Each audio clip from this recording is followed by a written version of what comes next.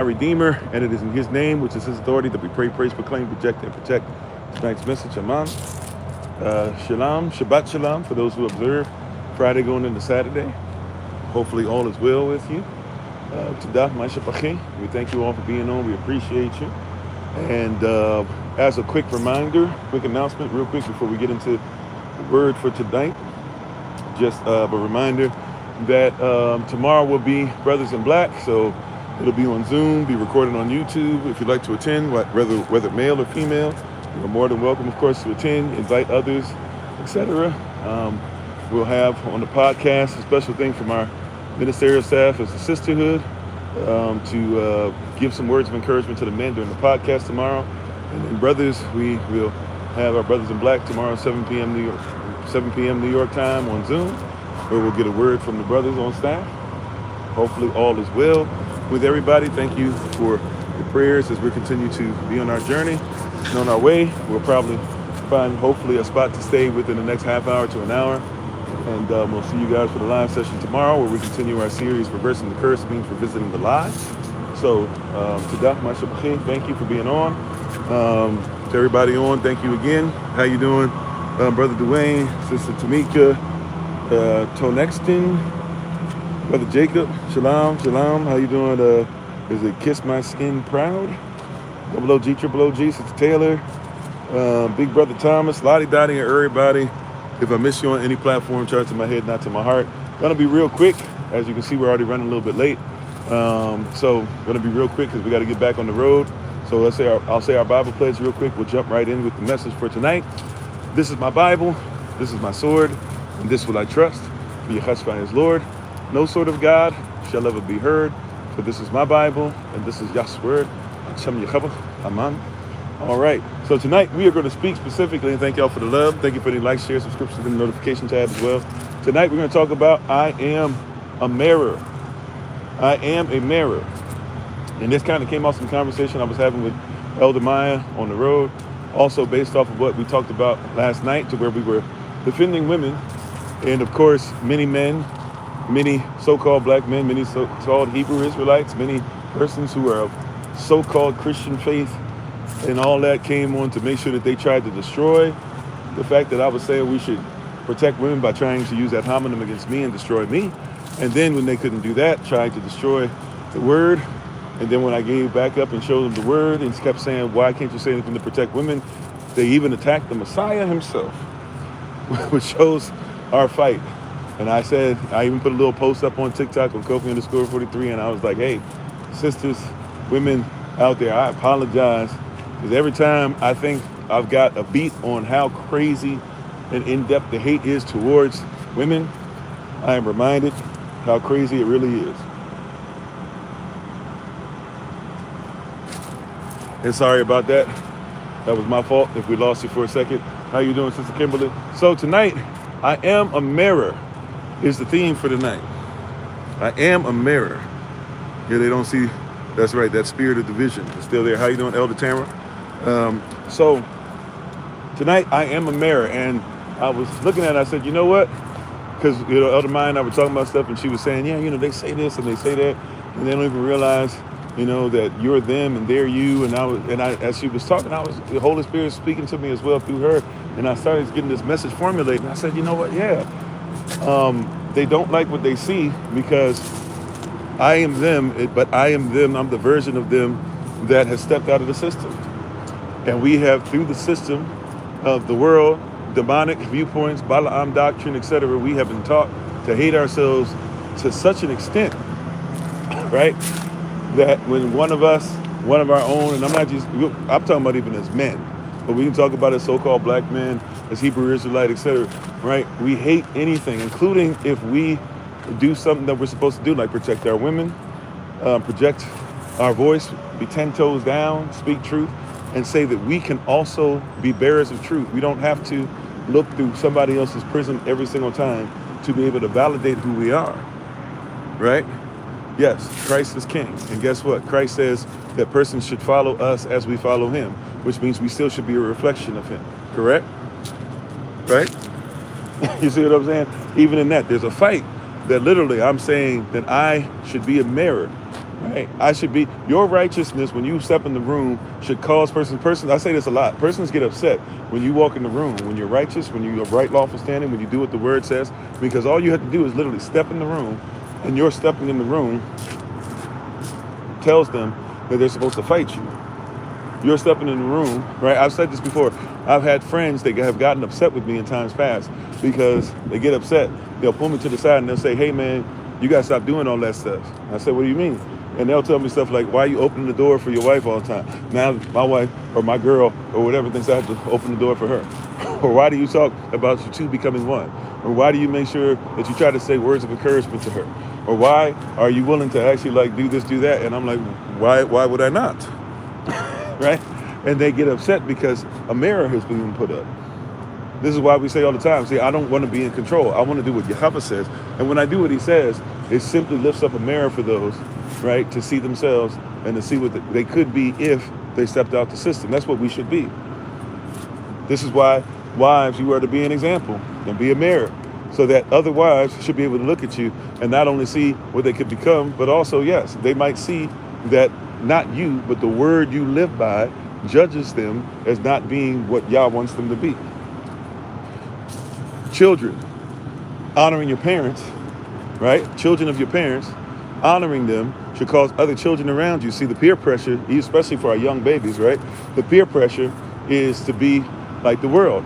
And when you have a child that sticks out, everybody says, oh, look, they're a suck up, they're this, they're that. However, the child is just being a righteous child. And in that, it causes other children to have to look at themselves, and right, and the only way to be able to try and get that child to be on their level is to pull them down and say, see, you really ain't nothing. That's why persons love when anybody who says they are a woman or a man of Yah, they love to be able to tell us and show the world and say, hey, see, they messed up, they blah, blah, right? But every time that you strive forward and you push forward, and every day they can't get you on the day, every day, wait a minute, they're not going to act like the way, wait a minute, I haven't heard about the cheating scandal, wait a minute, I haven't seen them lie, wait a minute, they're still preaching the same thing they've been preaching for 10 years, wait a minute, they're accepting the faith, wait a minute, they're still not cussing folk out yet. When that happens, you have to recognize that this, for them, is a mirror that gets put up. How you doing, Sister Carla? How you doing, Nacho? How you doing, Toya? This is a mirror that's put in front of these persons, and they have to look at themselves and say, wait a minute, I can't use the excuse that nobody's perfect, because not being perfect is not an excuse to break the law. So now what do? You gotta, the only thing you got left, right, is to try and say, oh yeah, the law is nothing, blah, blah, because now you got to tear it down. Remember last night, for those who were on last night, we had that whole thing. I was literally talking about protecting our women, and all these brothers came out the woodwork the whole rest of the time. And when they couldn't find scripture, they couldn't give me anything to say why what I was saying was wrong, which simply was literally protect our women. Protect the women of the faith. Protect kingdom wives. All this stuff. They couldn't find anything about this. So what did? They had to not only start saying, well, you're wrong about Exodus 39. And it's like, no, actually, I wasn't. And then I go and I quote it. Okay, well, what about this? And what about? And then it got to the point where now we got to deny the Messiah himself, because somehow, some way, it's better to down Christ and be anti-Christ than it is to simply say, you know what? At least for tonight, we can actually act like it's okay to protect women. We are mirrors. Yeah, nobody's exempt, right? We are mirrors, and we should be okay with that. We should find it acceptable.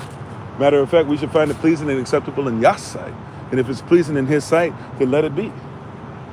How you doing, Blue Sav? Many persons are ready to downplay anything you're talking about because your righteousness is a mirror, right? Nobody, look, your righteousness is a mirror and reflects the improvements that they need. Matter of fact, it's not even your righteousness. It's you being righteous as Yah says, because our righteousness is as filthy rags. Hopefully you get the context that I put before you. Right? Hopefully you get what I'm saying.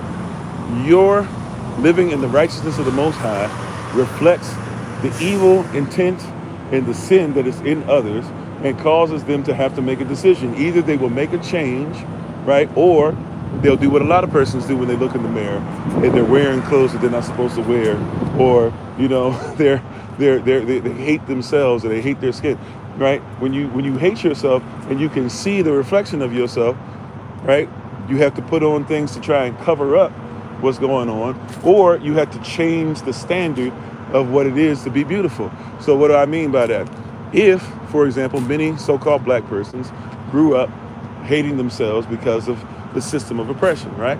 Many persons in general grew up hating themselves, because, especially nowadays in social media, because we're bombarded with all these images where persons are using filters, using extreme makeup, doing tutorials on showing you how you can literally have zero blemishes, right? And become something that really is not even who you are.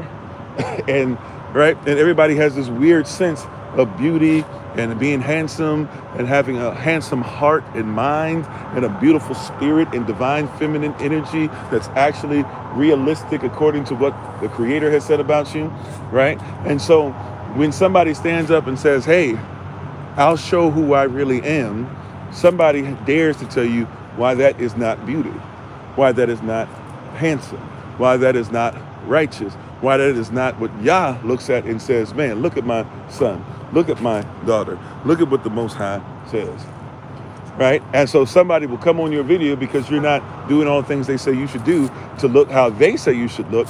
They come on and they have to down everything. This is why I'm beginning to really realize, I'm really beginning to get even more happy when persons start to say craziness and stuff about my appearance, because I'm like, oh, okay. Well, if my locks are that much of a problem for you, maybe you're somebody who has been told how you should hate your hair. And me loving a part of me and us having the same stuff, literally hair, both of us having hair, but me being willing to wear it, not even saying you have to wear it the same way, but the fact that I love that piece of me, it sticks out like a sore thumb to you because you've been told why you shouldn't, why you should hate that, right? This is why you shouldn't get, right, the hair or the appearance or not wearing a suit. There's a reason why the corporation doesn't love you, right? Even though they don't really ever have true love for you anyways, right? Somebody will come on and go, oh, you're always on. Go get a job. Go get a 9-to-5. The goal should be for all of us to step out of a 9-to-5. But when you reflect something that somebody might have thought and even desired, but hey, they have turned off the desire because they lack the faith that they can actually become that. Therefore, their works go towards the faith of what the system has for this, rather than what the Most High has for us. They're ready to come against you. You just said the Maker, design husband. I'm on Isaiah 54, right? Verse 5. Yeah, Isaiah 54:5. So, yeah, you have to be in a position where you better recognize that you are a mirror. And by the way, that's all right. That's what we're supposed to be. The creature is waiting on the manifestation of the children of the Most High. If we don't manifest, they won't ever know that it's possible to become. But once they realize it's possible to become, you got to realize first things first, they're going to have to go through the minutia of all that crud that is accumulated in the corner of their mouths before they start spitting foolishness that they've accumulated over the years, because they have not cleaned themselves to think of themselves as having an opportunity to actually be righteous and to be a standard and to be a beacon of hope and to be the light of lights and to be the salt of the earth and to make sure they don't hide themselves under a bushel and to realize we are a city that's set on a hill. They're not in a position for that. But those of us who have decided that, hey, if Yah says that about us, it must be true simply because he said it, right? But also because he has proven it over and over again. We must recognize that being the light and being a mirror, you put a light on somebody else and you reflect Christ to them, because it's not you that they're seeing that they have a problem with. It is the Christ in you.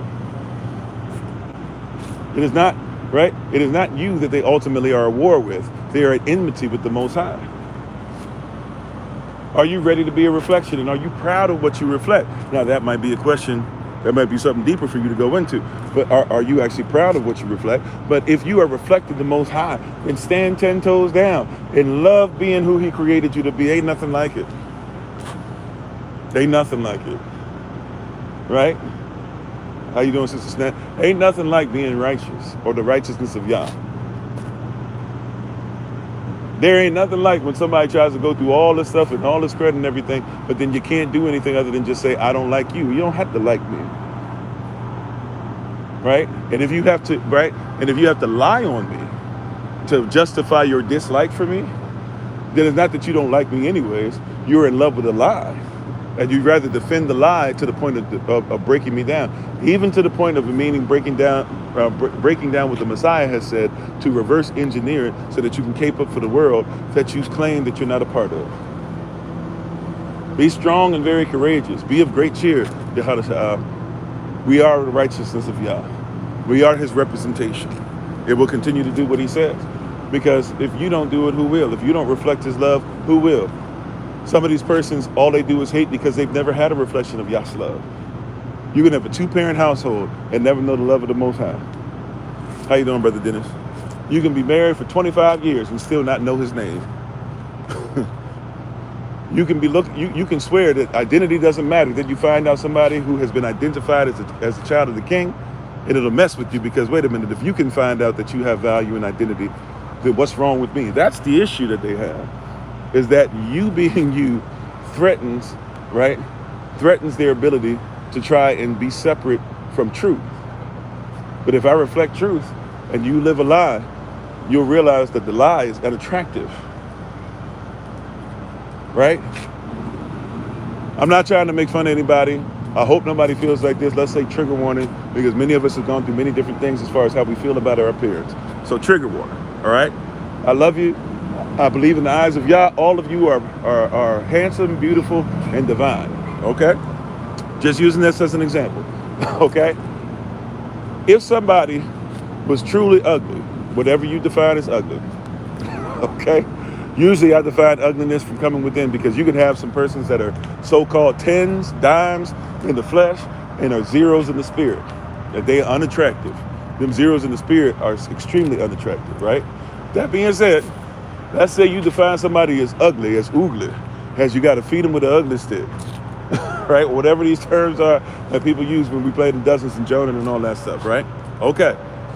If this person is ugly, but has never had a mirror put in front of them, right? And let's say nobody ever tells them that they're ugly. How do you know? Until you look in the mirror and you see all these other persons you're around, and you have this weird sensibility about what is beautiful and what is handsome, and then you see yourself in the mirror, right? It might shock you if you don't live up to the standards that have been set before thee, right? But let's say you're one of these persons that believe that you can fix your appearance with buying whatever, and it's not just women nowadays, right? I know somebody be like, well, yeah, these sisters, they buying weaves and all this stuff or whatever. Brothers be putting them hair pieces on too, gluing them to their head, right? And presenting false stuff to you too, right? Brothers be out here getting that beard dyed, getting that Beijing, putting on that fake hair on the top of their head, getting that Spanx together, and next thing you know, this brother's a new man. Right? This brother's a new man all of a sudden. Let's say, right? But let's say you had to do all that to fix yourself up. You wouldn't be able to fix yourself up had you not seen the reflection. Right? Had you not been the reflection, he said, Steve Harvey. Well, I mean, touche. Right? Right? But if you had not seen the reflection, you wouldn't even known. Or, right, if nobody, and it's, well, yeah, if you're not, I think you get the point. I don't want to keep going down that road because I think it's kind of folly to do that. That being said, if you take that example and put it in the spirit, if you never see the standard of the kingdom in front of you, if you never see what it is to be kind-hearted, if you never see what it is to try and reflect Elohim, if you never see what it is to have that John 13:34 and 35 love of Christ, to where persons know by that kind of love you are the disciple of the Most High. How you doing, Brother Rodney? If you never see those things in anybody else, right, you can continue to be ugly in the spirit. But once you see that it's possible to not be conformed to the world, but be renewed, right, and transformed by the renewal of your mind, rather, you can begin to make certain changes. And that's what a true reflection of Christ is, right? Is to make sure that persons can see Christ in you and allow the Christ they see, allow the Messiah, Mashiach, in you, to allow them to see that there's something better. There's some, as the Bible says, there is some better things, and that they can move forward knowing, as we affectionately say, that your latter days can be better than your former. It is possible. Matter of fact, not only is it possible, it is commanded. If it's commanded, it's because not only is it possible, but Yah has already seen it if we follow his will. Will you be that reflection? Right? I am a mirror, and I'm proud to be. It also puts on pressure, because if I'm a funhouse mirror, I could make somebody look different than what they look like too. So I need to make sure. I need to make sure that I'm that proper mirror. I need to make sure that I'm a righteous mirror. I need to make sure that if somebody sees me, I'm not giving them something funny, something wonky, right? You go through the house of mirrors, and you might look like a regular person in one, and you can look like Steve Harvey in the other. And I ain't trying to clown Steve Harvey. He was just mentioned earlier. Right? So let us be the mirror that Christ has told us to be. And let us love each other, and let us love ourselves, and let us love ourselves according to a standard that's higher than man. It is commanded by the Most High. And guess what? He doesn't put anything else on us more than we can bear. We always talk about that when it's like hard times or tough times, and when we lose somebody and stuff like that. He won't put you being a reflection on you unless he knows that you can be a reflection. So know that, and keep that in your heart, and realize and recognize that he has called you to be a reflection. Do it, and do it well. Right? Love y'all. Thank you so much. I appreciate you. Prayerfully, we'll see you tomorrow. As a reminder, live session 8 a.m. New York time tomorrow. 10 a.m. New York time, we'll have the Shabbat service on the podcast. Hopefully we'll have our sisters, our ministerial staff ready to give encouraging word to our brothers and have a nice conversation. 11 a.m. New York time, Shabbat school for the babies. 7 p.m. New York time, it'll be Brothers in Black. Everybody's invited on Zoom. Brothers, we're asking that you wear black in solidarity. That means maybe you can be prepared to show yourself on camera for a little bit at least, so we can see that black. And we'll have the ministers who are males prayerfully be ready to give you a word in the evening. Thank you again. Love y'all. Appreciate you. Hope all is well. And until we see each other again, as always, we give our honor and praise to the Most High. We give our praise and honor to him, for my wife, the Honorable Maya, to the ministerial staff, moderators, SOC, Lottie Dottie, everybody, first time listening, one time of many, listening live, watching later on. We appreciate you. Thank you. Thank you in advance for anything that you guys give and help us to make sure that the mission of the kingdom moves forward. And remember, as always, that you are loved. You are necessary. You are majestic. You are fearfully and wonderfully made. And you, which is all of us working together, will be the reason why people who are in this system no longer have to be of it. Shabbat shalom. Take care. Tada ma'ay shabachi. Tada. Tasata'ik at yachad sha'al. We'll talk to you soon. Shema yachad sha'al. Shalom. Ad barak.